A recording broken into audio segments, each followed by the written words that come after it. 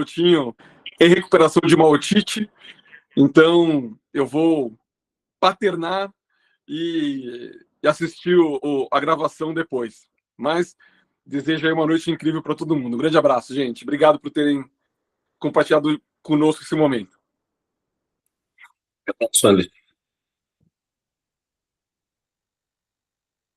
Flavinha, você está no mudo. Poxa vida, eu não aprendi depois de 3 anos, 4 anos, eu ainda não aprendi, gente. Faz parte, não aprenderemos nunca. Meu. Mas vamos lá, gente. Boa noite mais uma vez a todos e todas. Estou muito feliz de ver alguns rostos conhecidos aqui, não só os fundadores, mas mentorados, né? Pessoas mentoras, pessoas que têm contribuído para a nossa rede. E cada um de vocês tem muito valor para a nossa história, né? Porque até pouco tempo atrás nós nos víamos como únicos nos espaços em que a gente caminhava, em que a gente estava, e a partir do Pacto A, a gente se tornou um ecossistema com mais de 100 pessoas que não estão mais sozinhas quando se reúnem nesses contextos, né? Então, é muito poderoso. Qualquer momento como esse tem que ser celebrado, então, fico muito feliz de estar aqui com vocês mais uma vez. Hoje, sem mais aqui delongas, eu acho que vocês vieram aqui principalmente para conhecer a carreira, a trajetória dessas duas pessoas que eu admiro demais, que é o João e o Valdir. João é um executivo da área de finanças, né? Antes de eu falar do João, eu vou falar de mim, tá, João? Desculpa, cortar me apresentar, porque senão eu caio de paraquedas aqui, quem quer essa louca chegando? Assim, eu sou Flávia Porto, sou cofundadora do Instituto Pacto A, também sou...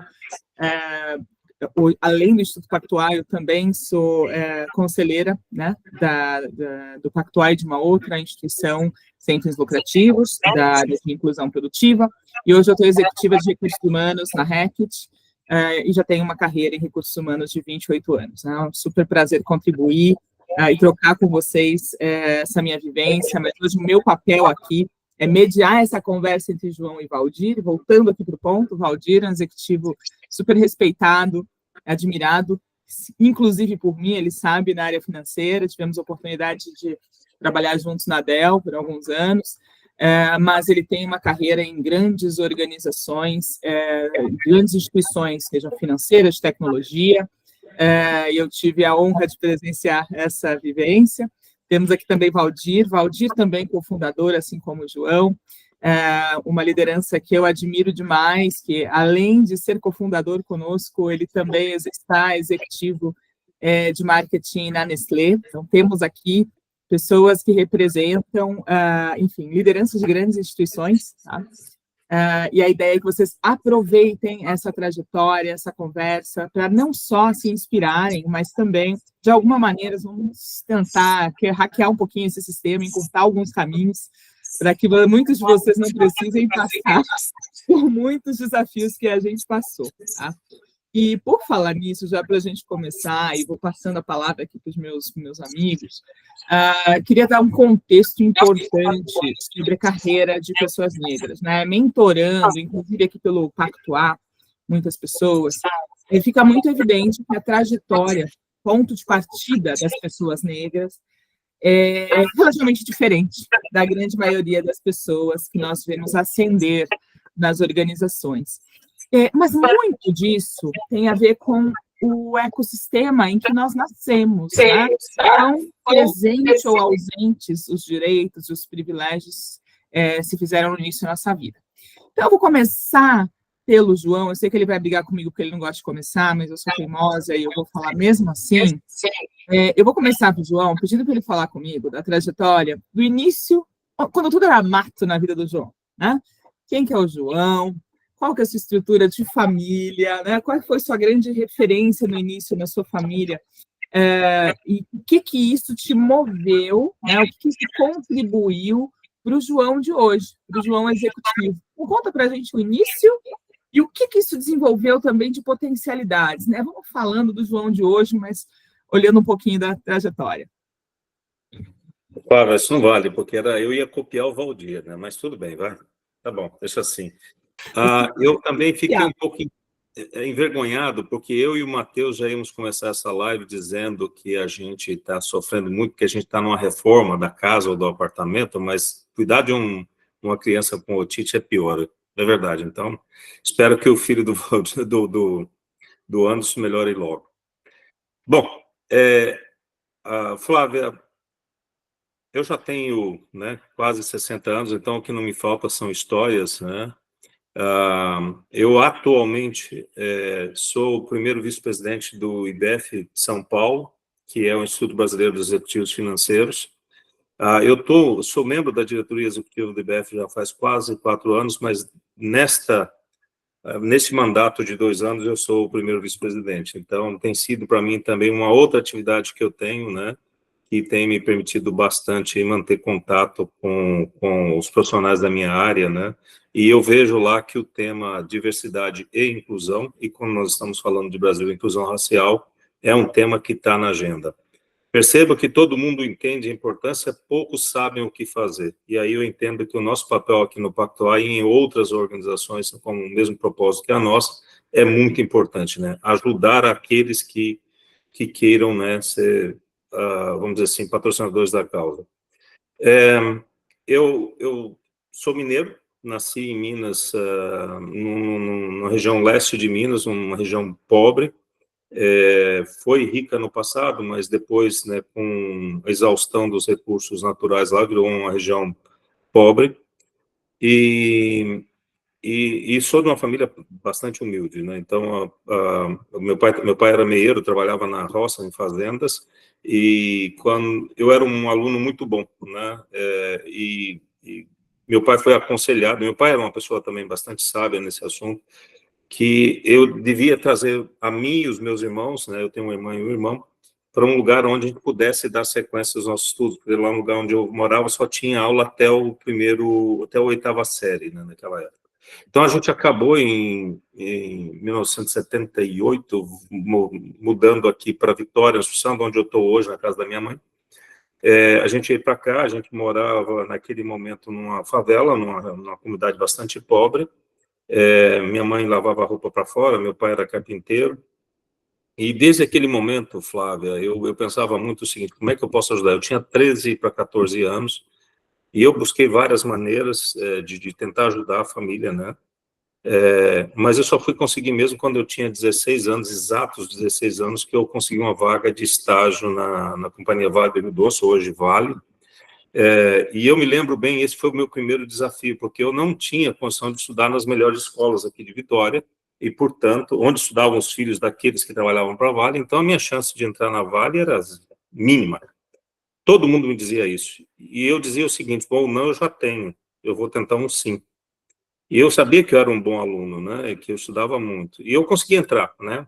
Eu me lembro que durante o processo tinha uma prova, eu fiz a prova, passei, tinha um exame psicotécnico, o cara falou comigo: aqueles se tiram, eu passei, e aí foi para o último, que era uma prova de datilografia. Provavelmente a maioria do pessoal aqui não sabe o que é uma máquina de escrever, né? Então, mas existia e eu era bom pra caramba nisso. E é uma das razões porque eu não tenho o Lero hoje nas mãos, né? Porque eu sei datilografar e sei digitar bem. E eu passei também, fui trabalhar na área jurídica da Vale, e depois disso, né, isso foi em 1981, em 1982 eu não fiquei, não continuei como empregado da Vale, fui trabalhar como um advogado da Vale, que tinha um escritório particular. Para mim foi assim uma coisa maravilhosa, porque eu pude me dedicar muito na universidade, eu fiz Ciências Contábeis na Federal do Espírito Santo, passei sem fazer cursinho pré-vestibular, porque não tinha dinheiro, passei de primeira.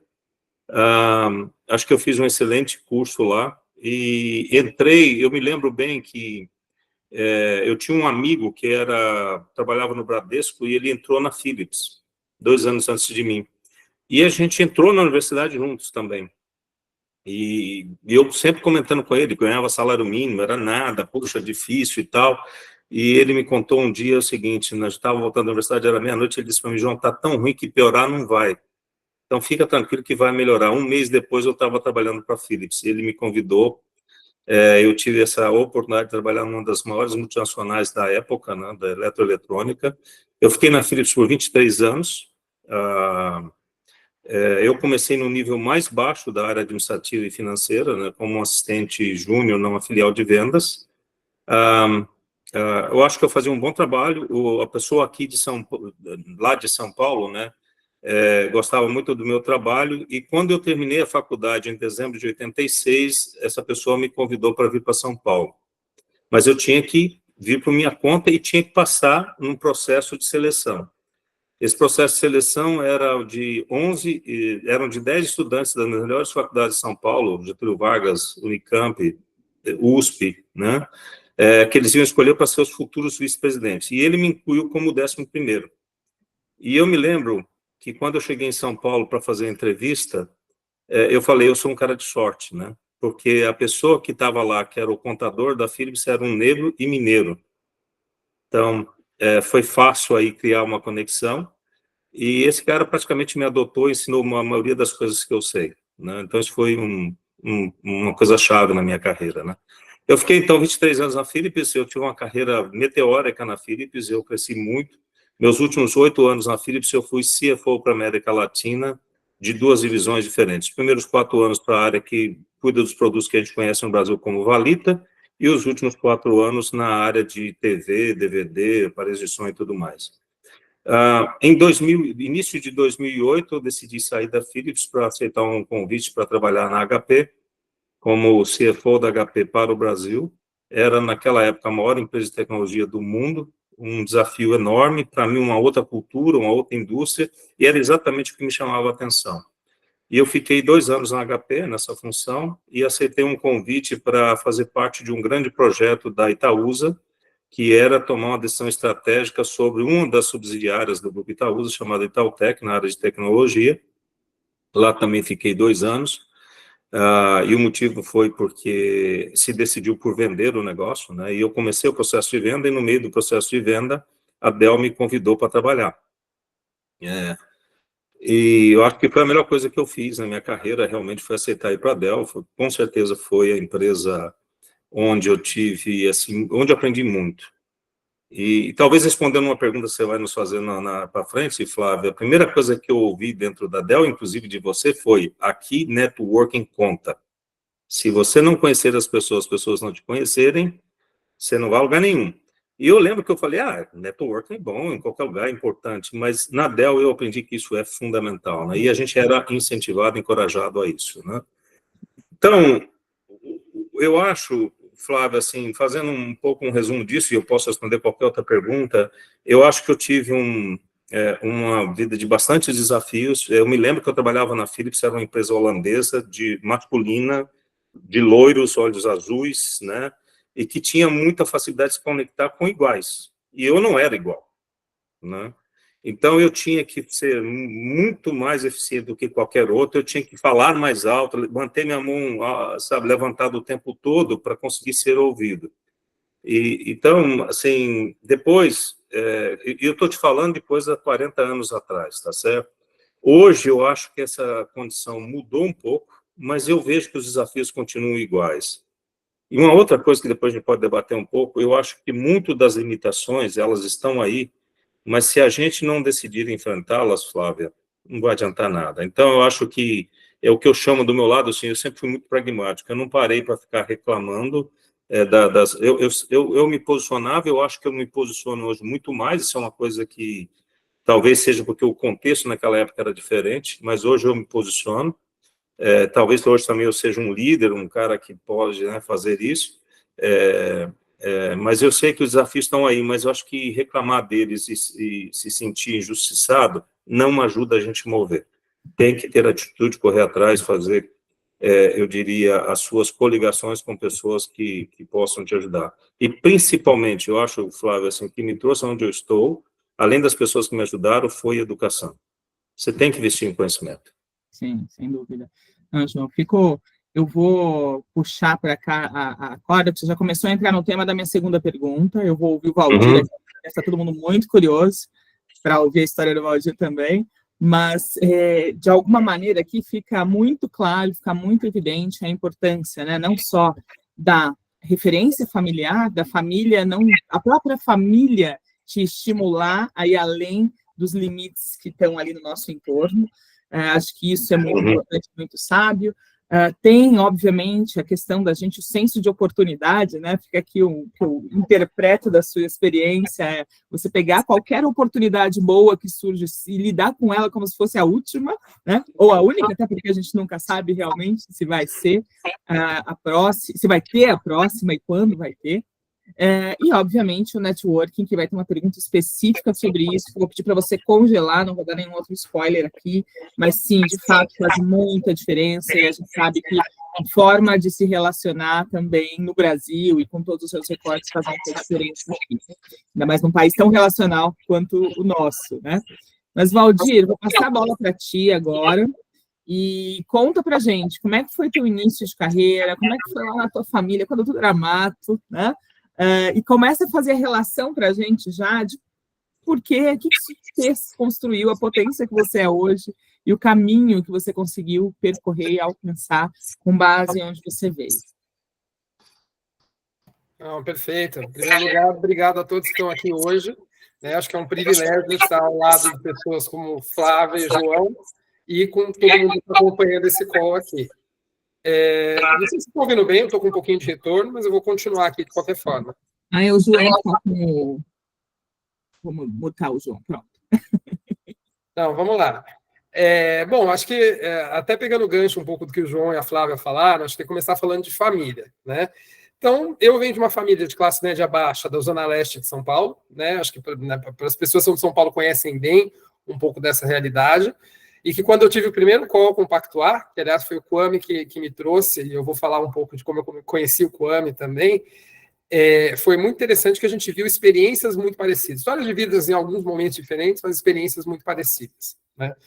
E aí, falando das minhas bases aqui, meu pai, né, que infelizmente já é falecido, ele trabalhou 50 anos para o Grupo Matarazzo. Não sei se todo mundo já conhece, mas o Grupo Matarazzo teve um papel fundamental na industrialização, né, do Brasil como um todo. E ele trabalhou, assim, ele veio de Minas, por muitos anos ele trabalhou ali quase como assistente pessoal da Maria Pia Matarazzo, que é uma das herdeiras, né? Então, é interessante ter essa dicotomia desde o início, que meu pai trabalhou para gente muito rica e, ao mesmo tempo, né, tinha que lutar ali para sobreviver, para criar os filhos e tal. E ele trouxe algumas mensagens, né, até compartilhando coisas até pessoais, né? Ele falava sempre que, olha, filho, você tem que estudar o máximo, você tem que dar o seu melhor, você tem que ser melhor que os outros, aquele discurso que muitos de nós ouvimos ali, mas, ao mesmo tempo, ele falava, não incomode demais, né? Então, eu cresci com essa pressão, você tem que ser melhor que os outros, mas você também não pode incomodar muito, né? E acho que eu vou chegar em algum momento a contar um pouco de como eu lidei, como eu lido com essa pressão no dia a dia, né? Minha mãe era dona de casa, acho que na família da minha mãe tinha muito essa coisa de algumas tias que trabalharam em casas de família, né? Acho que todo mundo tem essa experiência, e acho que dá um olhar para a gente diferente enquanto executivo, entender melhor dessa realidade, né? Eu tenho 2 irmãos mais velhos, né? Um dos meus irmãos, né, a primeira geração fez faculdade, um dos meus irmãos estudou na Unicamp e ele fez parte do movimento negro lá, então ele trouxe também alguns conceitos de letramento bacanas naquela época, né? Acho que falando de um outro ponto que é super importante, né, falando de família e como que tudo começou, é a questão de educação. Apesar dos meus pais terem só ensino fundamental, eu cresci rodeado de livros, né? Para quem tem um pouco mais de 30 anos, né, conhece a Barça, a Conhecer, e assim, esses eram os meus livros de infância, né? Eu adorava, né, revirar as páginas de enciclopédia, por incrível que pareça. E no final, isso na vida acabou ajudando muito, né, em diversos aspectos. Então, eu acho que ter o acesso ali é fundamental. Eu comecei estudando em escola pública, né, foi o meu ensino fundamental. Através de uma amiga, eu descobri que existia um ensino técnico gratuito de alta qualidade. Vocês todos conhecem a Federal, que virou Cefet, agora a IFE, etc. E para entrar lá tinha um cursinho. Até uma amiga me deu a dica, eu acabei passando na prova, ela não, fiz o cursinho, só abalou a amizade um pouquinho, depois retomamos. Mas realmente foi uma mudança de patamar naquele momento.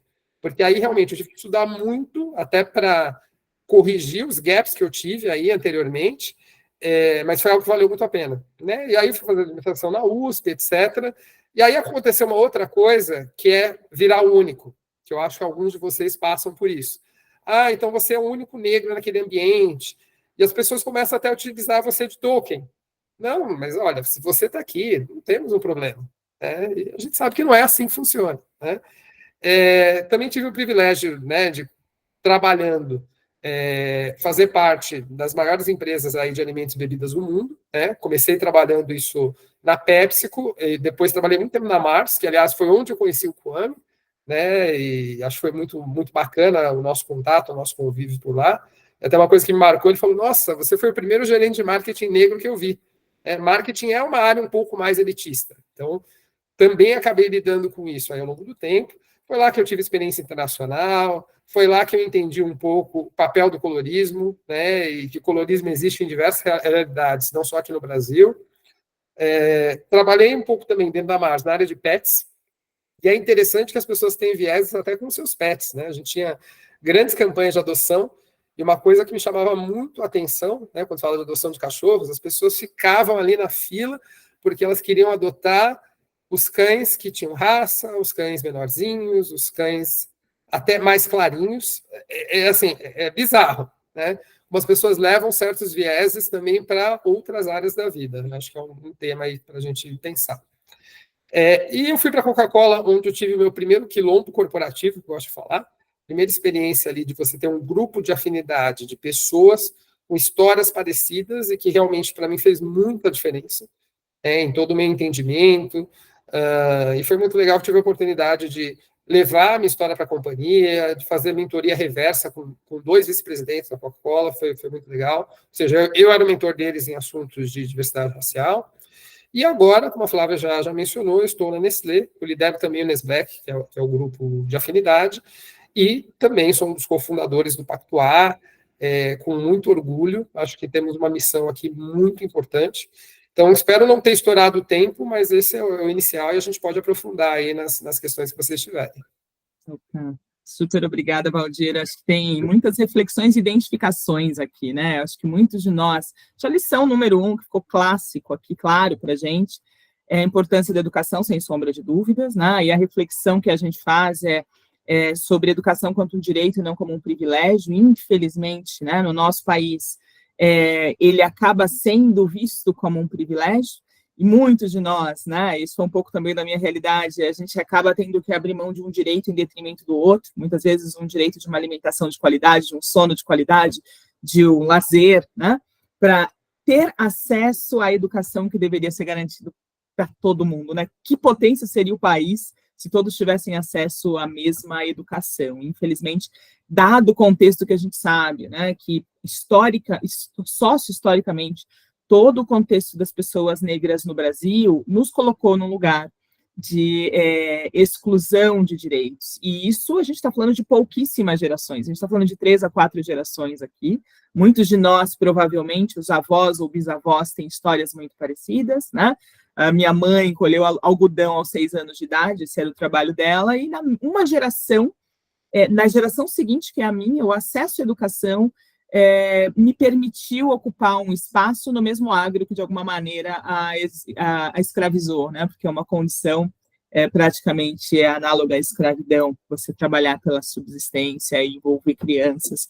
Então, acho que a reflexão que a gente faz aqui é, sim, o poder da educação, mas também o poder de referências, né? O poder de uma rede, quer queira, quer não, o senso de oportunidade, a curiosidade, né? A não limitação e a não acreditar que está ali, que o mundo é do tamanho do que a gente vê. E me chama a atenção um outro fator comum, seja o João, seja o Valdir, na minha história, e de outras pessoas que eu conheci também ao longo da carreira, é que todo mundo acaba tendo uma pessoa que tem, de alguma maneira, foi chave, né, para que aquela porta se abrisse. Por exemplo, você teve a colega que te falou lá do cursinho para entrar no colégio técnico, né? O João também, de alguma maneira, teve alguém que instruiu o pai dele a mudar de cidade, a buscar uma cidade que tivesse mais acesso à educação. Então, existe um papel, sim, o networking, a rede, as pessoas com que a gente se relaciona ao longo da vida influenciam muito, né? Onde a gente vai estudar, o bairro que a gente vai morar, os amigos que a gente tem, a família que a gente tem, tudo isso, de alguma maneira, pode simplificar ou afastar realmente a gente de uma vida de acesso a melhores oportunidades. E aí, com base nisso, a minha pergunta é justamente sobre o networking, né? E eu vou partir do pressuposto que o relacionamento, a forma de fazer networking entre pessoas brancas e pessoas negras é diferente. E o porquê que eu estou fazendo? Eu estou trazendo aqui dados empíricos, seja da minha própria carreira, seja de observação, né? É notado que muitas vezes as pessoas brancas, e eu falo isso como executiva de recursos humanos, quando te procuram sobre uma possibilidade, sobre uma oportunidade de carreira, elas afirmam que aquela posição é para elas. Nossa, essa vaga tem a minha cara, eu vou me candidatar, me posiciono dessa maneira, e usam muito bem, e sabem quais são as pessoas que têm que contatar, né, para promover uma entrevista, para fazer tudo isso acontecer. As pessoas negras, sabendo, né, que muitas vezes elas são cobradas e exigidas por serem, assim, impecáveis, né, por serem eticamente irrepreensíveis, porque a gente sabe que exigem muito mais da gente em todos os lugares, seja da polícia, seja da mídia, seja das empresas, enfim, seja a gente mesmo. E aí, com base nisso, a reflexão que eu faço, já trazendo uma pergunta, dessa vez eu vou pegar leve com o João, que eu vou aproveitar o Valdir e levar para ele, que é justamente isso. Sabendo que o network entre pessoas negras e brancas é diferente, que exemplo você pode trazer de como é que você furou esse sistema para construir uma rede estratégica de relações? Como é que você lidou com essas dificuldades, com o fato de ter vindo de uma família de poucos acessos, de redes, né, de poucos contatos que pudessem acelerar? Como é que foi essa construção? E se puder já dar alguns exemplos, dicas para a galera também, pode ser muito pertinente. Não, super. Eu acho que primeiro eu queria retomar um ponto, até pensando na fala da Flávia sobre membros da família imediata, eu acho que eu queria falar da minha avó. Eu fui criado, né, eu tenho 2 irmãos, né, eles moravam em casa, num quarto separado, e eu dormia com a minha avó na infância, e ela falava muitas histórias da avó dela, que foi uma mulher escravizada, né, e a mãe dela só escapou porque pegou ali a famigerada lei do ventre livre. Então, você pensar que em poucas gerações teve essa mudança, né, assim como a Flávia. Eu sei que parte da minha família trabalhou em lavouras de café, e no final eu fui gerenciar um negócio de café. Então, como é que a gente conseguiu, em pouco tempo, fazer aí esse círculo? Só uma parte, agora voltando para a pergunta. Acho que a primeira coisa, você tem as pessoas que você tem como referência no primeiro momento. E acho que eu falei um pouquinho no início da minha fala ali, que tinham poucas pessoas negras que eu podia olhar ao meu lado e falava, nossa, essa pessoa é uma referência para mim dentro do ambiente corporativo. Mas tiveram algumas, né? E eu acho que a primeira pessoa até não é do ambiente corporativo, mas acho que é importante falar, é da dona Nair, que é uma vizinha, que ela foi a primeira diretora de escola negra que eu conheci. É uma mulher muito enérgica, muito firme, ali nos anos 90, era uma criança e ela já falava com muita potência dos assuntos de diversidade racial, etc. E ela falava um pouco do quanto que ela tinha que ser mais ética e ainda mais firme pelo fato de ela ser uma mulher negra numa posição quase inédita ali naquele momento. Então aí você já começa a pegar umas dicas, né? Antes de trabalhar na área de marketing, eu trabalhei um tempo em tecnologia, muito tempo atrás, né? Acho que até para mim é um segmento muito interessante. Acabei indo para um outro lado de carreira, mas sem dúvida ainda acho um segmento muito interessante. Trabalhei na Telesp, depois virou Telefônica, e ali foi a primeira pessoa negra que eu tive contato, foi a Noeli, que era uma analista na época, e que eu via muito ali o jeito que ela lidava e circulava por aquele ambiente, eu fui me inspirando. Eu acho que é importante. Eu acho que hoje até um erro que muitas empresas fazem é, eventualmente, trazer muitas pessoas que vêm de um outro ambiente sem prepará-las, achando que naturalmente as pessoas vão circular e vão se dar bem. Acho que esse é um ponto de preocupação para mim. Eu acho que em vários programas de algumas empresas, e acho que a gente pode também falar disso depois, até porque tem impacto até na saúde mental das pessoas. Né? Não, eu acho que a gente não pode esquecer dos nossos aliados brancos. Então, no meu primeiro emprego em marketing, efetivamente, que é uma área, como eu falei, uma área que é um pouco mais elitista, ela tem milhares de coisas muito positivas, mas ela tem uma coisa de, quando eu comecei, eram as pessoas que fizeram aqueles colégios e todo mundo ia esquiar nos mesmos lugares, tinha uma rede ali muito específica, E eu furei a bolha, eu acho que muito através de curiosidade, de empatia, e acho que um ponto muito importante é trazer uma história diferente. Eu acho que muitas vezes as pessoas falam, vou contratar uma pessoa negra, e não é a cor da pele que diz o que ela tem de diferente. O que tem diferente é a experiência de vida. E acho que esse é um ponto que a gente tem que reforçar. né? E os nossos aliados, das pessoas brancas, né? Eu lembro de duas, o Ricardo e a Luciana, na Uma Chips, foi meu primeiro emprego em marketing, efetivamente, e trouxeram muitas coisas, não só técnicas, mas até de comportamento, né? De entender certos comportamentos, e acho que aí também vai um ponto um pouco mais intuitivo de você olhar para as pessoas que estão acima dentro de um determinado negócio e entender como é que elas fazem a gestão daquilo, e até entender quem você quer ser e quem você não quer ser. Isso é bem importante. Você já começar a identificar modelos e falar, esse caminho eu não quero seguir, eu quero ir para esse outro lado. Né? Bom, eu sempre procurei, acho que networking, eu sempre gostei muito de usar, por exemplo, o LinkedIn, mas eu sempre, de uma forma meio intuitiva, eu meio que priorizei conexão com pessoas negras ao longo do tempo. Isso é uma coisa que eu já fazia já há bastante tempo, e acho que isso só ajuda. Né? E acho que a gente está no momento hoje, né, e o Pactuar traz uma rede enorme, etc., mas eu acho que é muito importante, a partir do momento que você começa a galgar algumas posições, de você trazer o seu juntos. Né?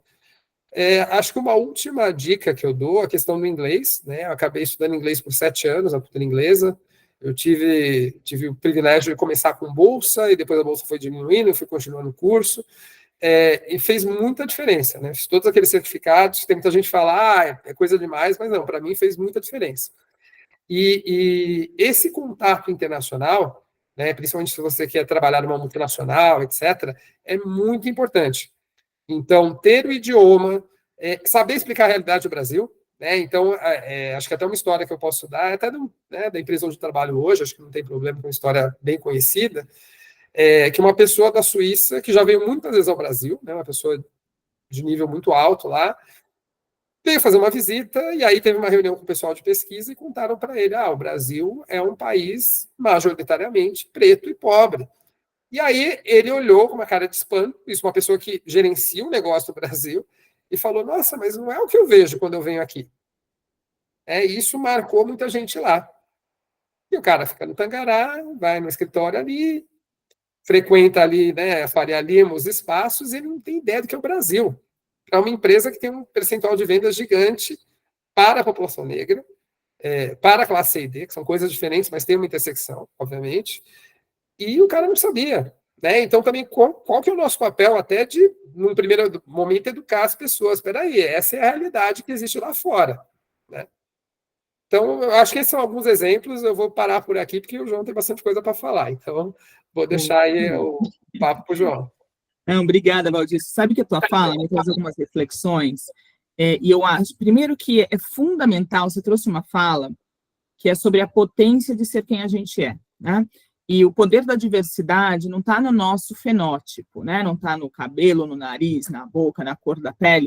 O poder da diversidade está na história por trás desse fenótipo, no contexto social, histórico. E tudo isso, de alguma maneira, modula comportamentos e também potências e talentos, né? Existe talento, né, em todas as pessoas, existe potencial em todas as pessoas e eles são diferentes. Então, o contexto de que nós viemos, inclusive racial, ele nos dá experiências que são muito potentes e valorizadas no negócio. Então, acho que isso é muito importante, cada um aqui ter consciência de que a sua trajetória também é potência, né? E quando uma empresa te convida para um processo de seleção afirmativo, por exemplo, eu já lidei com vários colegas que falaram, eu não sei se eu quero, porque só vão me contratar porque eu sou negro, porque eu sou negra. Muito pelo contrário, para mim o afirmativo quer dizer, você é bem-vindo, né? E eu intencionalmente quero aprender com a tua vivência. E essa questão do aprender, conectando com o networking, você usou uma outra expressão que eu acho que é muito do marqueteiro, eu acho que a gente tem muito para aprender com a galera de marketing, Valdir, eu estou convivendo mais agora em meios de consumo, a importância de você saber fazer leitura demográfica. Para quem não souber o que é isso, chama teste do pescoço. Né? Passar pelos lugares em que você faz negócio onde? Quem são seus clientes, quem são seus fornecedores, qual é o entorno da sua empresa, quem são seus principais stakeholders, qual o perfil demográfico, quem consome, é uma pessoa branca, uma pessoa negra, é uma mulher, é um homem, qual é a faixa etária, qual é o nível, qual é a densidade, né, demográfica dos lugares para onde se vende, se produz e tudo mais. Quando você começa a ter esse olhar, você consegue conectar a sua própria vivência com essa população. Porque dentro de uma organização já existem inúmeros estudos que mostram que existe uma relação direta entre a experiência do colaborador e a experiência do cliente e do consumidor. Isso é, representar um cliente, um fornecedor, um representante da comunidade, da empresa que você trabalha, traz muita potência, porque justamente existindo como uma pessoa negra em diversos espaços, permite colaborar para que a organização melhor e se comunique com todos os públicos. E o mesmo significa para a população LGBTQIA+, isso mesmo significa com mulheres, com pessoas com deficiência. Então, acho que fica uma dica importante aqui, inclusive para networking, uma dica de construção de potencialidade, como você posiciona a sua potencialidade na empresa, entende quem são esses stakeholders, mas entende com a lente demográfica. E aí vocês vão entender como você se conecta e qual a potência que existe em vocês serem quem são e como são. Aqui acho que é uma dica importante, mas eu estou aqui querendo saber do João. João, networking, sua rede, fala para a gente um pouco qual foi a forma que você encontrou para furar a bolha do networking no mundo corporativo, que a gente sabe que é uma desafiadora, né? E referências realmente ao longo da tua carreira de pessoas negras principalmente, né? Mas também brancas que porventura tenham contribuído para que você fosse quem você é hoje. Então, Flávia, muito parecido com o que o Valdir disse, que você comentou, acho que tem muito pouca coisa para acrescentar aí nas dicas. Mas eu queria falar de algumas situações, né? Porque eu já fui um cara que estava começando na carreira lá embaixo e eu tenho só de liderança 25 anos em posição C-level. Então, acho que eu consigo ver os dois lados. Tem uma coisa que eu acho que eu sempre fiz, né? Eu nunca gostei de estar ao lado daquelas pessoas que têm pensamento derrotista, sabe? Aquele que nunca vai dar certo e que usa essa situação como uma desculpa para não fazer nada, você entendeu? Eu nunca gostei disso, e tem muito, e às vezes é confortável para a gente fazer parte desse discurso, né? Então, acho que essa é a primeira coisa, a gente precisa identificar isso, porque isso não colabora, não colaborava antes, não ajuda hoje, eu tenho certeza disso. A segunda coisa, eu acho que é uma palavra que o Valdir falou que eu gosto muito, é a palavra dos aliados, né? E aliado, ele pode ser um aliado da causa, ele pode ser um aliado individual teu, dependendo do nível de relacionamento que você tem com a pessoa. Eu disse isso, né? Eu me lembro que quando eu estava estudando ainda no 2º grau, eu fiz parte de um movimento político, a gente ainda estava no regime militar, e João, uma região humilde, você pode imaginar que naquela região a maioria era muito parecido comigo, né? O que é diferente depois do mundo corporativo. Mas a gente foi para o mundo político e fazendo parte do movimento estudantil, e você tinha lideranças muito fortes, né, negras que comandavam o movimento estudantil naquela época. E depois eu fui para a universidade e o líder do nosso diretor acadêmico era um negro, uma das pessoas mais sábias que eu conheci. Acho que eu aprendi muito de política com ele, como fazer, de como você contornar situações difíceis, como você achar pontos de coincidentes para você continuar na discussão, né? Então, foi uma outra pessoa, assim, que me ajudou muito. Acho que o diretor de contabilidade da Philips, quando eu cheguei em São Paulo, foi uma pessoa que realmente me adotou, que me corrigiu, eu acho que me disse os caminhos, né? E eu tive vários aliados brancos, sim, eu não posso reclamar disso. Só que acho que você precisa eliminar da sua agenda uma coisa que eu chamo de você ser aquele impostor, né? O efeito do se sentir um impostor. Por que eu estou aqui? Eu não tenho direito. Eu vejo muito isso, né? Depois de me tornar líder, de tentar ajudar pessoas negras, eu tive situações que você fala, puxa vida, a pessoa tem tanta capacidade, mas não está preparada emocionalmente para isso. Eu tenho um caso que aconteceu na Dell, eu prefiro não falar o nome, Flávia, mas de uma pessoa que eu conheci, trabalhava no meu time, e é uma pessoa com uma história de vida bastante desafiadora, e eu me lembro eu adorava a pessoa, e um dia eu cheguei para essa pessoa e falei, vem cá, vamos conversar. E a pessoa já se sentiu extremamente incomodada, porque provavelmente a primeira vez que estava falando com um vice-presidente na vida dela. Eu disse, olha, eu já sei a tua história, acho que você é extremamente capaz, mas acho que você precisa mudar a tua atitude. Você precisa acreditar em você. Eu acredito em você, e parece que você acredita menos em você do que eu em você. Então, você acha que você precisa mudar isso. E aí a pessoa começou aquela lista dos por que não, né? Então, aí terminou numa que eu me lembro que era inglês. Puxa, eu não falo inglês e não tenho dinheiro para pagar um curso. Eu disse para ele, você tem dúvida que você vai falar inglês? Se você quiser. Não, eu não tenho dúvida. Eu falei, pô, você já fez coisa muito pior, muito mais difícil, mais desafiadora. Bom, para contar essa história longa, curta, ele levou a sério, ele estudou nos cursos de graça, a Delva oferece isso, você sabe, e no final ele acabou guardando dinheiro para passar um mês no Canadá estudando, e eu liberei ele para trabalhar de lá e tudo mais. E agora, antes de eu sair da Dell, em abril, a minha chefe esteve no Brasil, e ele estava liderando uma iniciativa, um projeto muito importante para nós, e ele apresentou para a minha chefe. E quando ele saiu da sala, a minha chefe falou, uau, da onde saiu esse cara, né? Eu falei, do nosso time. Ela falou, pode dar um prêmio para ele, porque eu nunca vi alguém com tanta assertividade, com tanto confiança. Então, acho que essa foi uma coisa que eu ajudei a pessoa, mas precisa nós mesmos termos consciência disso, né? A outra coisa, networking é, no final do dia, algo profissional e não é de amizade, não é isso que nós estamos falando.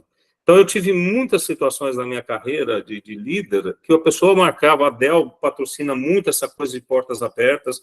Então, eu estava com a minha porta aberta para todo mundo. Quer falar comigo? Vem aí, marca aí, a gente ajeita, acha um horário, vamos ver o que eu posso te ajudar. E assim, eu diria, 50% das pessoas vêm preparadas. As outras 50 querem dar um tique na caixinha e sair correndo. Aí você perde o seu tempo e perde o tempo do cara. Quer dizer, em vez de você ter um aliado, você vai ter alguém que é contra, né? Um detrator. Então, acho que as pessoas precisam estar preparadas para dizer o seguinte, o que eu quero numa relação de networking, né? Eu acho que um exemplo bom que eu tenho, Flávia, para mim mesmo eu aprendi que com o tempo, especialmente quando você vai subindo na organização, mais você precisa de aliados em outras áreas, em outros níveis. Quando eu cheguei na Dell, a gente tinha um desafio enorme de conseguir investimento de tecnologia na América Latina. Eu saí da Dell, acho que todos os executivos de alto nível da área de IT da Dell eram meus amigos, parte deles meus amigos, parte eram realmente muito próximos. E nunca construí essa relação baseado no dão um presente, façam um elogio, não. Era uma discussão dura, mas uma discussão fundamentada, onde eu sabia o papel deles ao redor da mesa e eles acabavam entendendo o porquê eu estava pedindo as coisas. Então, acho que ter uma estratégia nesse relacionamento é muito importante. Eu sempre defino o seguinte, para networking você precisa conhecer as pessoas, saberem por que elas chegaram lá, o que vai diferenciar você para chegar lá, e as pessoas precisam conhecer você, saber do que você é capaz e saber o que você está buscando. Eu, outro dia, dei um exemplo para uma turma dizendo o seguinte, olha, quando eu estava começando a minha carreira, eu ficava o tempo todo com a minha mão levantada para dizer o que eu pensava. E eu avaliava que o risco era muito pequeno, porque se eu estivesse certo, a pessoa do outro lado fala, caramba, ele sabe alguma coisa. Se eu estivesse errado, essa pessoa iria me corrigir, eu iria aprender alguma coisa. Na minha função de líder, e eu acho que essa é uma outra coisa importante aqui para o grupo, para quem já é líder, eu acho que hoje eu sou aquele cara que está sentado do outro lado que tem que garantir que aquele que está com a mão levantada possa se expressar. Entendeu? Então, eu tenho buscado muito isso. Recentemente, Flávia, eu estava lá em Porto Alegre e tinha lá um grupo de estudantes das escolas públicas ali, na região pobre, visitando a Dell, um programa que a gente tem para dar a oportunidade de relacionamento com a sociedade onde a gente está lá. E eles queriam que um gerente, um diretor, fosse lá falar com as crianças. Crianças ainda, adolescentes, a faixa de 13, 14, 15 anos. Aí descobriram que eu estava lá, que eu gosto do tema e tal, me chamaram para conversar. E eu fui lá e fiquei batendo papo, falando, construí uma conexão com eles, porque no primeiro momento todo mundo falava, esse cara aí está dando um tique na caixinha, sabe como é que é a juventude hoje? E aí, quando eu contei para eles quem eu era, de onde eu vinha, aí começou a estabelecer, puxa, alguém falou, minha mãe também lava roupa para fora, meu pai também é carpinteiro e tal, eu estudo escola pública.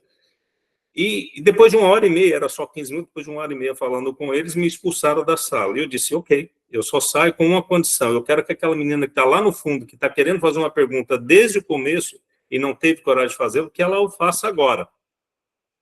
E eu estava percebendo isso, olhando para o rosto de todo mundo, né? E ela me fez uma pergunta. Ela disse, quanto você ganha? E eu disse para ela o seguinte, olha, eu ganho mais do que eu mereço, menos do que eu desejaria. Eu disse, mas eu sei por que você está fazendo a pergunta. E eu vou dizer para você, não importa o porquê, o mais importante é que você escolha algo que você goste, porque é nisso que você vai ter sucesso. Eu disse para ela, quando eu comecei a minha carreira, o que realmente direcionava minhas ações era a grana. Eu precisava crescer porque eu precisava de mais salário, porque eu não tinha nada. Só que com o tempo passando, eu acho que aí o papel de cada um de nós aqui é saber que tem outras prioridades, né? Se eu pudesse voltar no tempo, eu corrigiria muito a prioridade que eu dei para minha família, porque eu foquei demais no crescimento e esqueci, né? Então, hoje eu tento corrigir isso com os meus netos, mas é diferente. Então, eu acho que dependendo do estágio que você está na carreira, você tem papéis diferentes. Mas acho que o síndrome do impostor é o que inibe um monte de gente de crescer. Talentos maravilhosos que ficam amedrontados, não acho que tem que estar ali. Então, eu tenho aqui, por exemplo, para dizer para todo mundo que está nessa call, aqui exemplos de duas mulheres maravilhosas que são poderosésimas, a Flávia e a Iris. Eu duvido que essas duas moças algum dia teve síndrome de impostor. Eu duvido. Então, acho que isso ajuda, porque a pessoa do outro lado já se sente, opa, peraí, aqui o papo é diferente, né? Então, um pouco disso, Flávia. O resto eu estou 100% alinhado com o Valdir. Não, super obrigada mesmo, João. Mas quando eu te escuto falar, e até conectado com um comentário aqui, eu acho que da própria Laila, né, que é muito desafiador, a gente não quer incomodar, né, a gente quer simplesmente vencer pelo nosso próprio esforço. Só que o networking, se a gente não reconhece, por mais difícil que seja, que esse é o jogo, como os negócios são feitos, a gente promove a autoexclusão. Ainda mais, a exclusão em cima da exclusão. Então, assim, eu mesmo, esse é um dilema que eu tenho, né? Eu, como diretora de RH, eu recebo centenas de contatos diariamente no meu inbox de pessoas me pedindo oportunidade de emprego, pessoas me convencendo, fala comigo, ou querendo vender algo para minha empresa, por exemplo. E eu normalmente falo, não, eu vou dar acesso à oportunidade igual, todo mundo vai se candidatar igual e tudo mais. Só que eu falo, peraí, esses dias alguém me deu um insight assim, eu estou aqui, a minha rede também, estar aqui também é uma construção, né? Também é uma consequência de quem eu sou. E a minha rede, felizmente hoje, ela está um pouco mais diversa do que era no passado, ela também está aqui para servir as pessoas que não tiveram acesso ao networking. Então, a networking como eu no início. Então, sim, acho que isso para mim conectou com um propósito importante, é difícil, mas quando você conecta, né, mas olha para o networking também, de uma forma de olhar para os teus, né, e de pensar como é que a gente facilita e fura essa bolha através do acesso que a gente teve, que não foi privilégio, é uma vantagem, eu gosto de falar sobre isso. Sim, vamos colocar isso a favor da inclusão. Mas diga aí, João. Não, eu só queria completar dizendo duas coisas. Concordo 100% com a Laila. A gente só precisa tomar um pouquinho cuidado de ser você mesmo, mas você não precisa ser agressivo com isso. Você tem que adequar o seu discurso, a sua forma, à pessoa do outro lado, né? E essa é a melhor maneira, quando você trata a outra pessoa com respeito, a pessoa fica inibida em te desrespeitar. E se ela te desrespeitar, você está falando com a pessoa errada. Exatamente. Mas eu queria falar duas coisas, Flávia. Eu acho que o mundo mudou muito. E, assim, eu acho que para mim, para o Kwame, né, você é bem mais jovem que eu, mas com certeza a gente tinha uma grande desafio que era conhecimento, informação, tá certo? Eu acho que hoje a informação está muito mais disponível do que antes. Então, se você foca, objetiva, você consegue ter acesso à informação. Outra coisa com o avanço da tecnologia, eu acho que o mundo começa a cada 6 meses, o jogo começa de novo. Né? Então, quem era muito bom em Excel... Exatamente, está correndo atrás para aprender inteligência artificial, analytics e tudo mais, porque está começando tudo de novo. Então, eu acho que essas oportunidades que a gente tem que pegar. Mas no final do dia, Flávio, eu acho que a gente está chegando no final aqui, o que eu queria deixar para todo mundo é uma mensagem. A atitude faz a diferença.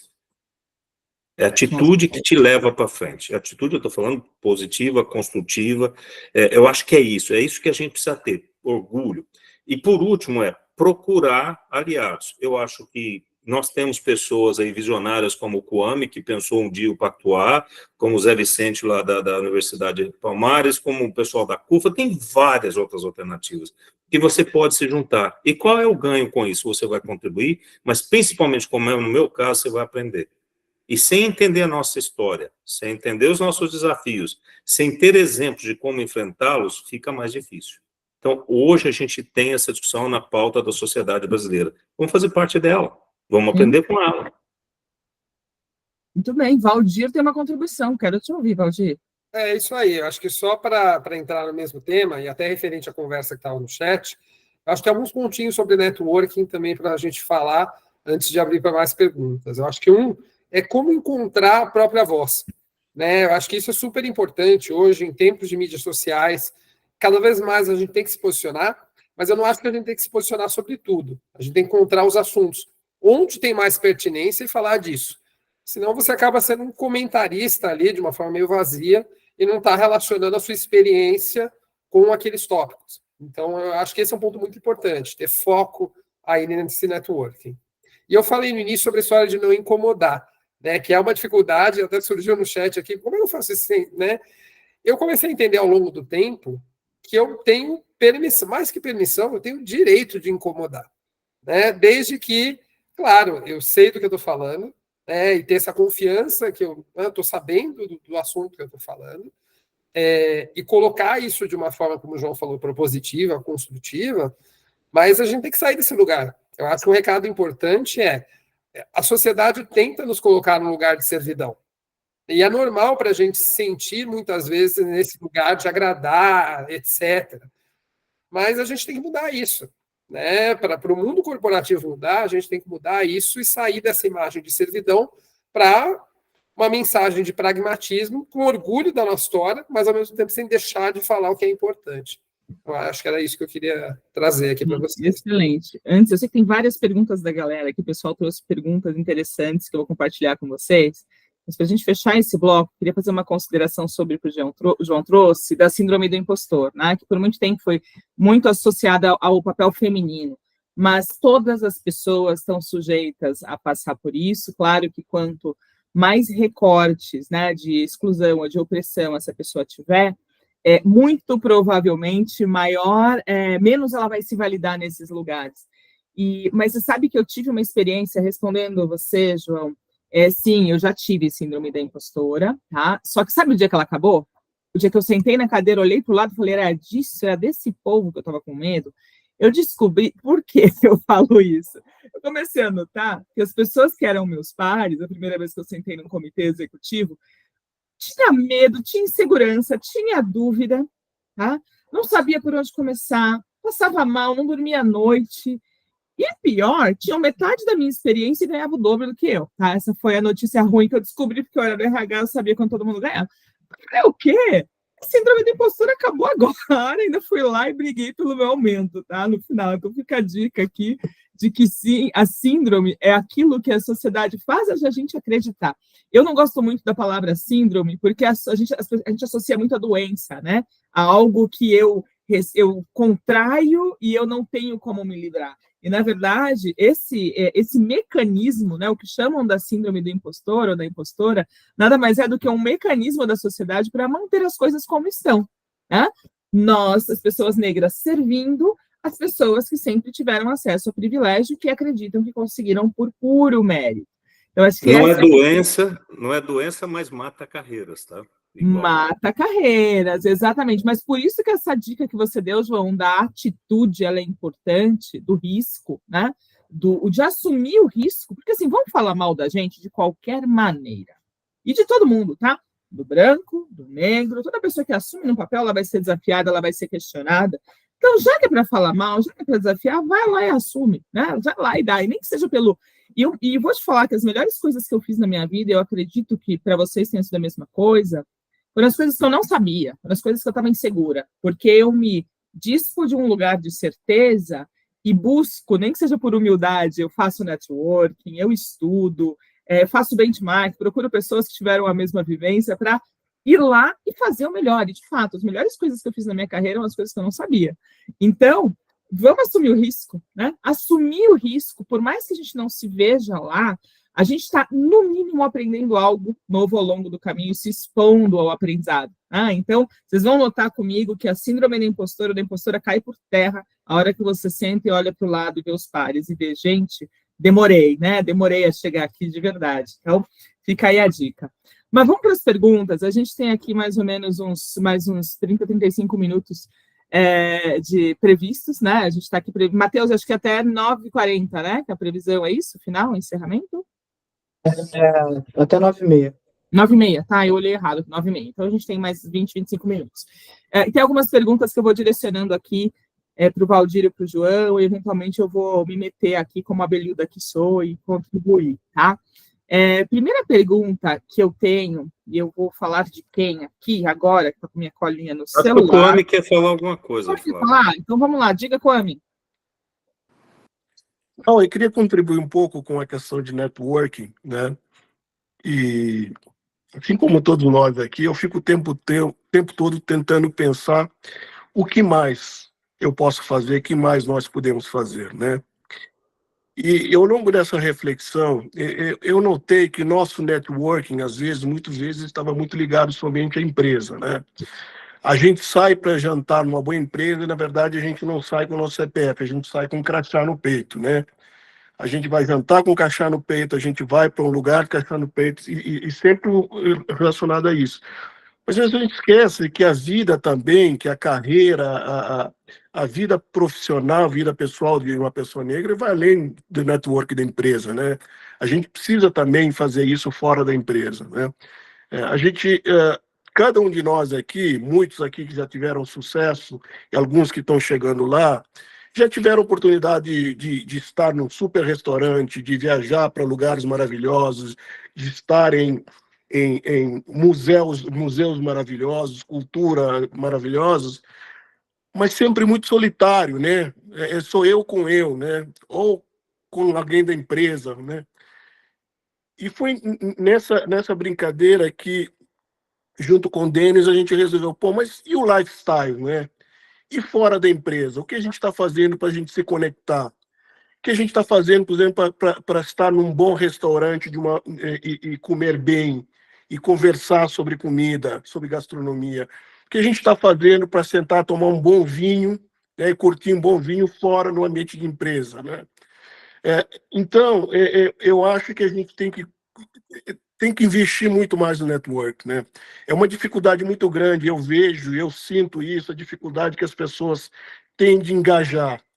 E quando a gente vê na realidade das pessoas não negras, é muito diferente, né? Tem um engajamento enorme, né, para uma network dentro ou fora da empresa. E a gente precisa fazer isso mais, né? Então, quando o João falou no começo da reunião aí, no dia 27 da semana que vem, a gente vai ter a oportunidade de ter 4 produtores de vinho de vinho de inverno, né? É uma oportunidade que a gente tem, sabe, sem o crachá, da gente conhecer quem é o Antônio, quem é o Gustavo, o que o Gustavo gosta, que tipo de vinho. O Gustavo não gosta de vinho nenhum, ou o Gustavo gosta de um vinho que ele nem sabia que gostava. Cara, isso faz muita diferença, isso traz muita proximidade e que tem impacto, obviamente, na nossa carreira. Obviamente, quando você sai desse ambiente e vai para o network na empresa, isso soma muito, né? Então, eu só queria colocar isso, que a gente precisa olhar também por fora do crachá. Tem um exemplo, Kwame, que eu adoro, que a gente começou a pactuar no meio da pandemia, né? Então, nós passamos um bom tempo falando um com o outro através da câmera, né? E aí a gente organizou o primeiro evento face-to-face. E eu não me lembro agora se foi você ou se foi o Anderson. A gente escolheu o restaurante, um dos restaurantes mais chiques de São Paulo. E a gente chegou lá. Eu me lembro que eu fui, sei lá, o 8º a chegar. Acho que depois de mim só eu e a Flávia, nós somos os últimos. Eu sei que quando eu cheguei na recepcionista, ela olhou para mim, eu já sei onde é a sua mesa. Porque nós éramos como algo diferente, né? E aquilo, para mim, me deu assim, uma sensação, eu falando sério agora, de pertencimento, né? Me senti, puxa vida, né? Que legal. Então, aliás, a moça que estava na recepcionista era uma negra também. Então, acho que ela falou, até ela olhou para mim e falou assim, que legal, eu já sei qual é a sua mesa.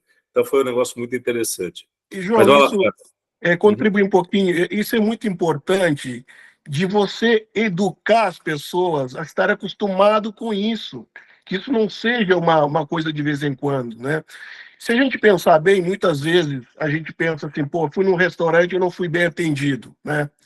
Tirando a questão do racismo, né, o João falou, tem hora que o racismo eu deixo para lá, eu estou no lugar errado, né, aí é um outro 500, mas eu preciso estar presente para que as pessoas aprendam a me atender da forma que eu gostaria que fosse atendido.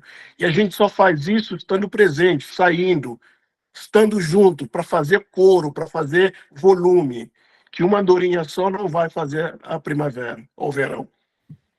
Acho que é uma excelente contribuição com a Ami e do João também, que eu gosto de dar um exemplo, eu sei que não é exatamente o foco, mas muitos de nós já passamos por isso aqui, de muitas vezes ir num restaurante e as pessoas, pela cor da nossa pele, inferirem que a gente não pode pagar, ou um restaurante, ou uma loja, e às vezes a gente eu tenho certeza que se a gente tivesse tempo aqui, todo mundo teria exemplo do dia que eu comprei, sei lá, 5 camisas de cor diferente, porque a pessoa me ofereceu a mais barata na loja, né? Muitas pessoas aqui talvez já tenham chegado num restaurante, pedido um vinho, a pessoa foi lá, tem uma sugestão? Tenho, mais barato, né? Porque, olha, nossa pele fala, não vai poder pagar. E tem uma técnica importante para lidar com isso, que eu gosto de sugerir, porque é muito difícil dialogar com o racista, mas a gente pode dialogar com o racismo, que é um processo completamente diferente. Que ao invés de acusar, de devolver, né, e falar, pô, você está falando que eu não posso pagar, e toma aqui, que é ainda pior, né, você está lá ainda alimentando e aumentando o faturamento de uma pessoa branca. Só para fazer isso, faça num restaurante ou numa loja de uma pessoa negra, por favor, tá? Vamos fazer o dinheiro circular entre os nossos também. Mas uma dica importante é devolver sempre com uma pergunta, né? Ao invés de acusar ou deixar barato, porque também a gente tem um papel quando a gente quiser, a gente não é obrigado a educar ninguém, tá? Eu gosto de dar isso também, porque isso até conecta com uma das perguntas que vieram aqui, que é de saúde mental, mas é sempre devolver com uma pergunta. Então a pessoa te perguntou assim, olha, esse aqui é o mais barato, por exemplo, desculpa, só uma pergunta, por que você deduziu que eu esteja buscando o mais barato, né? Ou então, por que você perguntou seu trabalho aqui? Você viu algum crachá? Né? Enfim, devolver com uma pergunta faz a pessoa refletir sobre o próprio comportamento. Então, isso é uma dica que a gente não se machuca e a gente faz uma ponte. Você devolve com uma pergunta, é sempre um caminho para o diálogo e não para uma acusação. Porque o que as pessoas estão esperando de nós o tempo inteiro é que a gente acuse, é que a gente perca a razão, é que a gente demonstre a nossa raiva. Embora vamos combinar que tem dias que não dá para viver e não sentir raiva, né? Tem dias que a gente levanta de manhã e fala, me segura. Mas fica aqui uma dica importante, que pela nossa própria saúde mental, pelo nosso próprio bem-estar, vamos devolver sempre com perguntas reflexivas que façam a pessoa deduzir o racismo que ela cometeu. E não que ela se sinta acusada por você. Então, aqui é uma dica para vocês. E conectando com a pergunta do Reginaldo, que eu já queria antecipadamente agradecer, ele fez aqui trouxe uma pergunta que é sabido que quando se está numa posição de liderança, no topo de uma hierarquia, é muito difícil manter a saúde mental, tá? Como você lida com essa situação como você lida com essa situação e como faz para se manter focado e quais os principais meios de conexão para se manter na posição saudável? Eu vou trazer essa pergunta primeiro aqui para o Valdir, enquanto isso eu vou dar o privilégio do João pensar um pouquinho também, tá? Mas eu queria saber, Valdir, como é que você se blinda, se protege e ao mesmo tempo promove saúde na sua vida, sabendo que não só é desafiadora a posição de liderança para qualquer pessoa, mas para nós, pessoas negras, é ainda mais desafiador. Então, deixo contigo. Não, sem dúvida, né? E eu até comentei no início que eu vejo cada vez mais, somente algumas iniciativas que talvez não foram pensadas tão completamente, onde as pessoas chegam nas empresas e efetivamente sofrem com integração, por ser um ambiente muito diferente, que não está preparado ali para recebê-las em alguns casos, e acabam tendo problemas de saúde mental em consequência. Eu acho que é fundamental, primeiro para isso, eu acho que a Flávia falou bem disso, eu acho que a gente olhar para as nossas potências, né, e sempre ter isso muito claro, e ao mesmo tempo entender o que as pessoas dizem que a gente tem de oportunidades, entender o que é real, né, porque no final das contas sempre vai ter alguém que vai te questionar, que vai te desafiar, e sendo uma pessoa negra isso acontece com mais frequência, mas entender o que é algo que você tem que melhorar para que não seja um ponto de impacto e que é uma coisa que tá tudo bem você não fazer bem, que você tem uma potência tão grande em outras áreas que vai compensar. Eu acho que essa leitura do que você é realmente forte, do que você tem de oportunidade, e saber bem aonde você vai trabalhar, onde você vai simplesmente ignorar, que é um comentário que não vai fazer bem para a sua vida, vamos dizer assim, eu acho que esse é um ponto muito importante, né? E, obviamente, ter aliados, né? Eu acho que cada vez mais as empresas estão falando sobre diversidade, agora começam a falar sobre saúde mental, então cada vez mais estar nesses grupos, passar a experiência que você teve também para as pessoas que estão entrando e as pessoas que estão começando ali, é super importante. Entender que existe, em todas as empresas, eu diria, uma rede de acolhimento. Seja através da rede de diversidade, seja através de um programa sobre saúde mental, seja através de discussões de liderança. Já vi coisas incríveis em treinamentos ali para gerentes e formas de se conectar com as pessoas que vai muito além simplesmente do profissional, que a gente entra em muitas outras esferas que nos ajudam a ter uma conexão mais eficiente. Então, acho que basicamente esses são os principais pontos que eu penso aqui. E aí, João, a palavra é sua. Diga, João.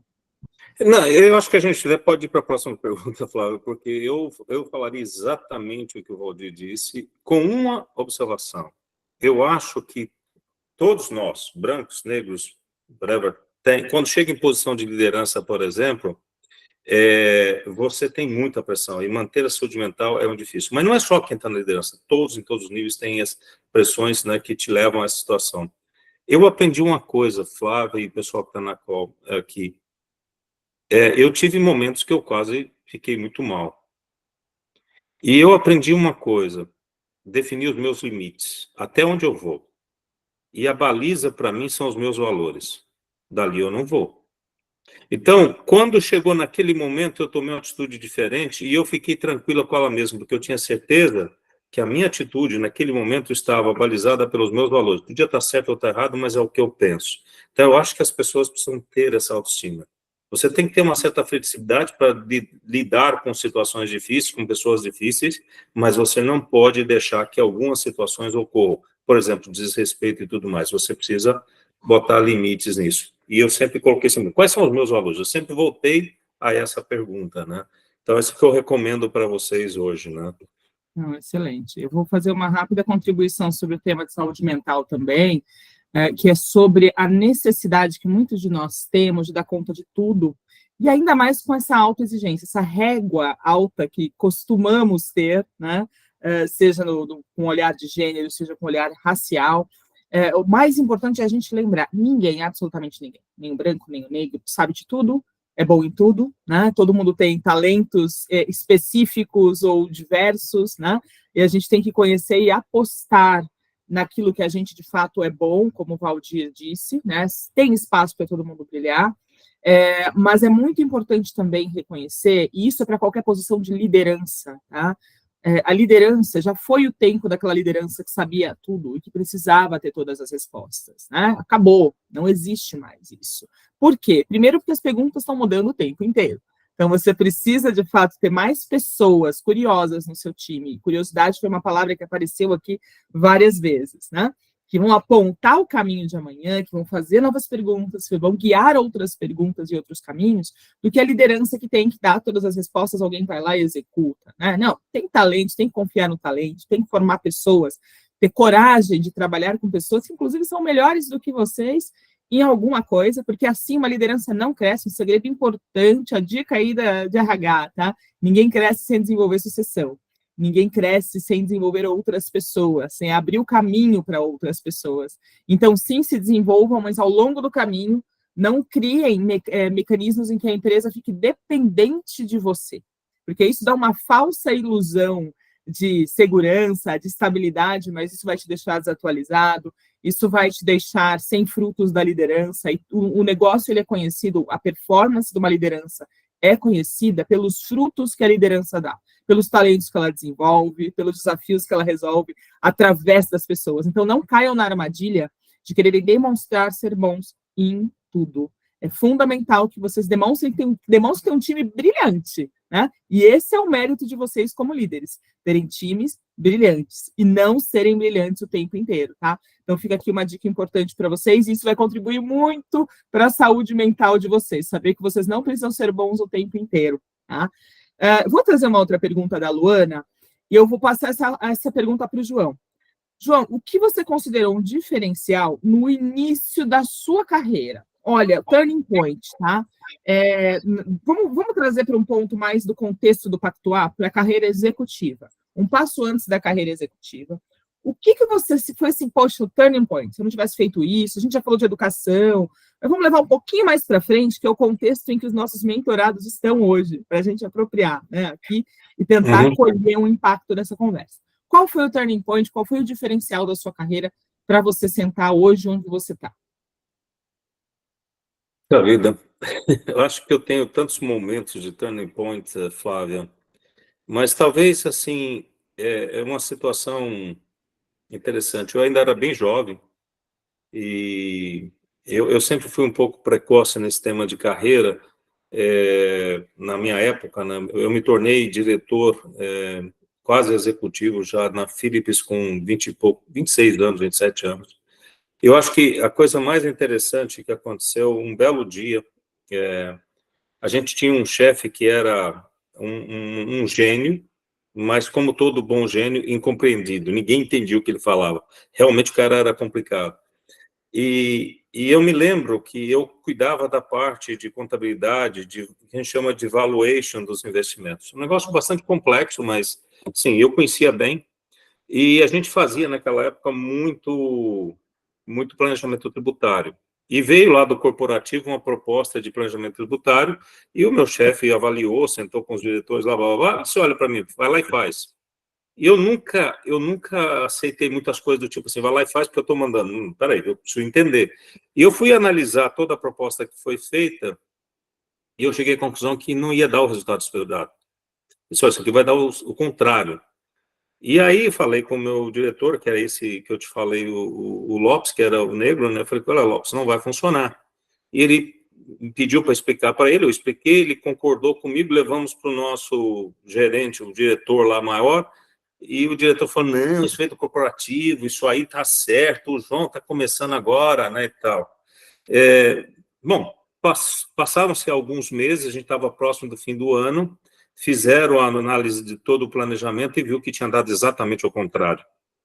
E aquele dia tinha uma reunião lá no corporativo, e por se acaso o Lopes tinha me convidado para ir e me mandou tratar de outra coisa. Eu estava lá discutindo outro assunto, mas no mesmo prédio, no mesmo andar. E lá pelas tantas, o tal do Temperini, que era o vice-presidente, o CFO da companhia, lá louco da vida porque o negócio não tinha dado certo, e ninguém conseguia explicar o porquê que não tinha dado certo, o Lopes levantou a mão e disse, olha, Temperini, eu tenho um menino que trabalha para mim, que me disse há 7, 8 meses atrás que não ia dar certo. Talvez se a gente o convidasse para vir aqui explicar, né, a gente entenderia o que aconteceu. Aí ele falou, bom, já que ninguém consegue, chama o João aí. E eu entrei na sala, eu me lembro até hoje que ele usava o óculos assim e fumava. Naquela época você podia fumar dentro do escritório. E ele disse, olha, João, disseram aqui que você sabe a resposta. Então, eu vou te dizer, se você tiver certo, você volta para a tua cadeira. Se você tiver errado, passa no RH. E eu me lembro que, diante daquela pressão, eu disse para ele, muito obrigado em dar a chance de continuar na companhia. E expliquei para ele o que aconteceu. Bom, passou-se o tempo, né, mais 1 ou 2 anos, ele virou o CEO de uma divisão e ligou para o holandês, que era o CFO, e disse assim, para financeiro meu, eu quero aquele rapaz. Ah, mas ele é muito jovem, não importa, eu quero ele. E foi quando eu comecei a acelerar minha carreira. Então, o que eu tiro disso? Eu acho que eu era um cara que, primeiro, eu tinha que entender as coisas, eu ia atrás, eu estudava, e eu nunca tive medo. Eu nunca tive medo. Me botaram na frente do homem, não tem problema, é só mais um, né? Então, acho que isso é importante. Mas eu queria falar uma coisa de carreira, porque a gente está chegando aqui no final, Flávia. Eu sempre disse para a turma o seguinte, para mim, carreira é uma jornada, é um caminho. Então, a primeira coisa que você tem que fazer no começo da tua carreira é definir a direção. Para onde você quer ir? Ah, eu quero um dia ser o executivo de uma grande multinacional, ou eu quero ser um empreendedor, não importa. Cada um define a direção. Uma vez que você definiu essa direção, cada movimento que você fizer na sua carreira tem que ser um passo naquela direção. Às vezes você anda para o lado, às vezes você volta. O importante é que você esteja seguindo em frente. Acho que isso é uma coisa importante. Eu sempre costumo dizer que todo caminho tem encruzilhadas.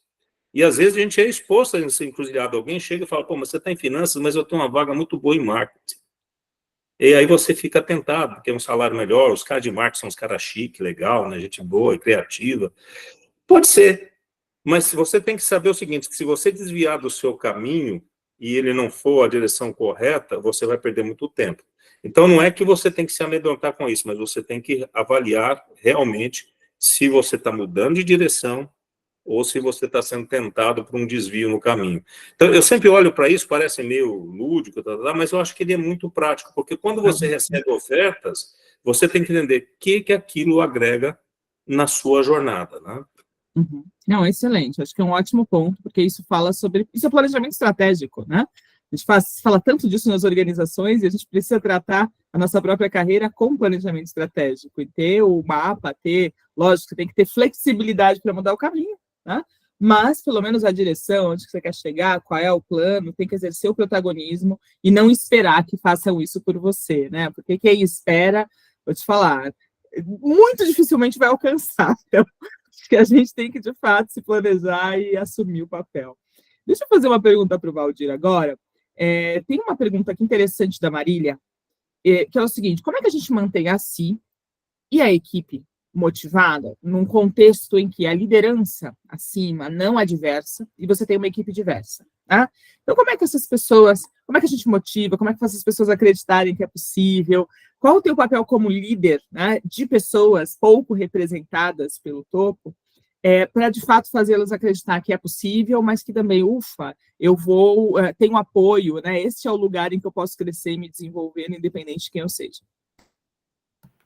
Não, perfeito. Eu acho que o primeiro, e parece até óbvio, mas a gente nunca pode esquecer da importância da nossa presença, né? Eu já tive diversas situações, nossa, eu nunca vi uma pessoa do seu nível negra, né, em empresas muito grandes, etc. E só isso já é uma transformação para muita gente, né? Então, acho que a gente não pode perder de vista o papel simbólico e estratégico que a gente tem ali. Eu acho que o segundo ponto é como é que a gente encontra aliados na alta liderança. Porque muitas vezes as pessoas vão ser brancas, mas se você encontrar ali pessoas que são aliadas, aí eu faço parênteses, você tem os aliados de verdade, que é difícil, mas você tem aquelas pessoas que estão 100% engajadas com a causa, e você tem outras pessoas ali que talvez não estejam 100% engajadas, mas está tudo bem, né? Talvez tenha uma agenda diferente ali, mas é importante você também entender qual que é o interesse da pessoa e usar para o seu objetivo, que é, no final, levar mais diversidade para a organização. Então, esse mapeamento é super importante. E aí também, como é que você influencia as redes? Né? Os grupos de afinidade são muito importantes, né? Como é que você se mostra, né? E acho que um pouco até do que a gente discutiu aqui. Como você mostra também os seus outros marcadores sociais, então, né, você é uma pessoa... As pessoas às vezes tendem a botar num bloco, os negros são assim. Não, tem uma infinidade de diferenças na nossa comunidade, acho que é importante, quanto mais a gente valorizar essas diferenças, melhor, porque isso aumenta a diversidade do time como um todo, né? E acho que, por último, trocar com pessoas de outras empresas. Eu já tive a felicidade de várias vezes convidar pessoas de outras empresas para falar com o meu grupo, né? Até, por exemplo, a Flávia foi um contato importante ali no momento, já trouxe pessoas de diversas outras empresas, porque a gente está falando de um assunto que não é competitivo, que todo mundo quer colaborar. Então, isso ajuda bastante a inspirar, né? Trazer ideias, fertilizar ideias do outro lado. Então, acho que são algumas dicas aí que eu posso dar nesse momento. Ô, Flávio, eu posso só agregar uma coisinha nisso? Eu acho que o Valdir foi perfeito. Ótimo, claro. Eu acho que, eu estou falando da posição de líder, tá? Numa posição de liderança. Eu acho que você precisa criar uma conexão com a tua equipe. E o tema da inclusão vale, né, nisso. O que eu quero dizer com... Eu vou dar 2 exemplos para ver se eu consigo traduzir o que eu quero dizer. Quando a gente começou a pandemia, tinha uns 2 meses, eu era o líder de finanças para a América Latina, e eu fiquei pensando, cara, como é que eu encaro uma situação completamente diferente, que nós não estávamos habituados a ela e que temos que sobreviver presos em casa e tudo mais. E dentro da Dell, ele ainda está lá, eu não estou mais, mas ele está lá, tem um executivo muito sênior, que a gente brigava, no bom sentido da palavra, todo dia, né? Eu queria fazer as coisas e ele queria... padronizar a nível mundial, queria fazer alguma coisa específica no Brasil, tivemos debates enormes. Mas eu nunca deixei de respeitá-lo, porque era um cara extremamente inteligente. A opinião diferente, mas o cara era muito inteligente. E tinha uma equipe enorme, mundialmente falando, naquela época era só região, não era global. E eu pensei, eu vou convidar o Mike Dundas para vir e falar com o time de liderança de finanças da região. E, né, dizer para nós quais são as experiências dele. E esse cara falou um negócio para mim que eu aprendi muito, num pequeno exemplo que ele deu. Ele disse que o que ele tinha feito foi o seguinte: ele chamou toda a liderança dele global, centenas de diretores, vice-presidentes e gerentes sêniores, botou num acordo e disse: olha, gente, nós estamos num momento difícil, eu estou extremamente preocupado, estou apavorado, para dizer a verdade, papá. E ele olhou para a cara das pessoas nas câmeras e ele via que a pessoa estava meio assim, né, senior vice-presidente da Dell, preocupada, tá, ele só está aqui contando uma historinha by the book, né? E ele viu e disse: eu quero compartilhar com vocês por que eu estou me sentindo assim. Meus pais são vivos, são velhinhos, se pegarem Covid, morrem. A minha filha, que tem 20 e poucos anos, tem lúpus. E se ela pegar Covid, ela morre. Nessa hora, ele estabeleceu uma conexão com todo mundo, porque ele falou de algo que muita gente ao redor daquela chamada compartilhava com ele. Eu comentei com vocês a história lá do encontro com os estudantes. Se eu não tivesse criado uma conexão com eles, aquela conversa teria sido completamente improdutiva e provavelmente durado 15 minutos. E quando eu contei para eles a minha origem, eu criei essa conexão. Então, o que o Valdir disse é o seguinte: nós, como lideranças negras, temos que entender o nosso papel. Nós somos referência, nós somos exemplos. E eu acho que a gente tem que compartilhar isso e criar essa conexão que permita àqueles que estão chegando acreditar que podem. Você entendeu? Não, sensacional. Gente, eu vou usar, eu sei que a gente está aqui estourando no nosso tempo, a gente passou 1 minuto, e respeito muito o tempo de vocês, mas eu também entendo que a gente está aqui, todo mundo bebendo dessa fonte, de alguma maneira, o feedback que a gente tem está super positivo. Tem duas perguntas que a gente não trouxe aqui, uma delas já foi respondida, que foi sobre networking, então já fico em paz, mas tem uma outra pergunta aqui. Eu queria rapidamente, não só fazer, mas eu já vou trazer uma dica de resposta, porque ela é extremamente pertinente, que é a pergunta do Akin, tá? Sobre quais os caminhos que uma pessoa preta precisa percorrer para chegar ao que vocês alcançarem, e quais foram os maiores desafios em sua jornada. Vocês podem ter inúmeras respostas aqui, eu acho que muitas delas vocês coletaram aqui, a gente viu pela experiência do João, do Valdir, mas eu queria falar sobre algumas armadilhas que eu caí, talvez os meus colegas tenham caído aqui também, eu gostaria de coração, se eu puder dar um presente para vocês, falar para não cair nessas mesmas armadilhas, tá?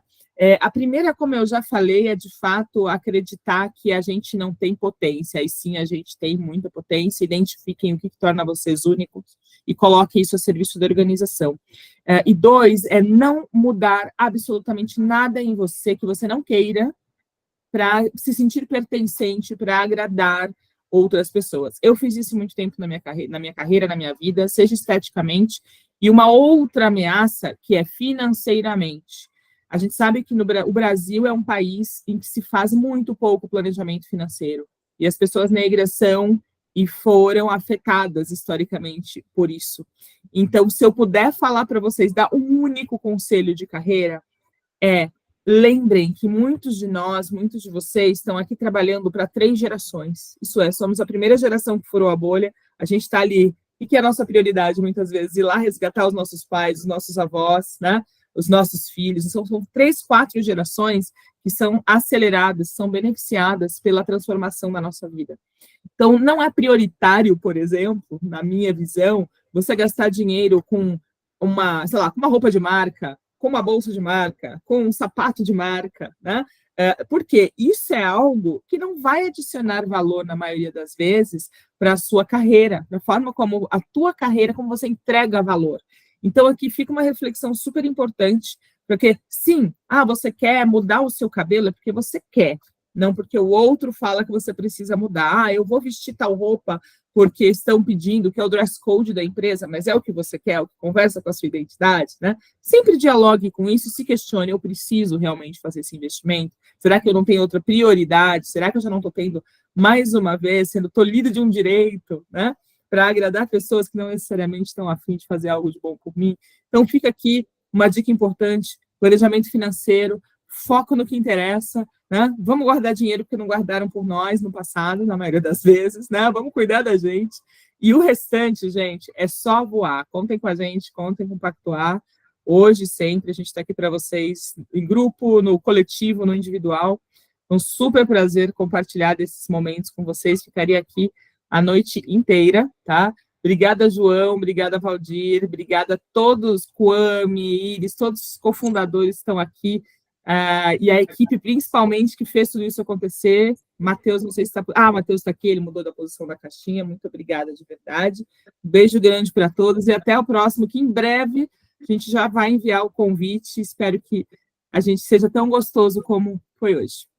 Obrigada, gente. Boa Obrigado, noite. gente. Muito bom, abraço. maravilhoso. Beijo, Gente, pessoal. sensacional. Obrigada. Foi maravilhoso. Beijo. Maravilhoso. Tchau. Tchau, Tchau, tchau. tchau.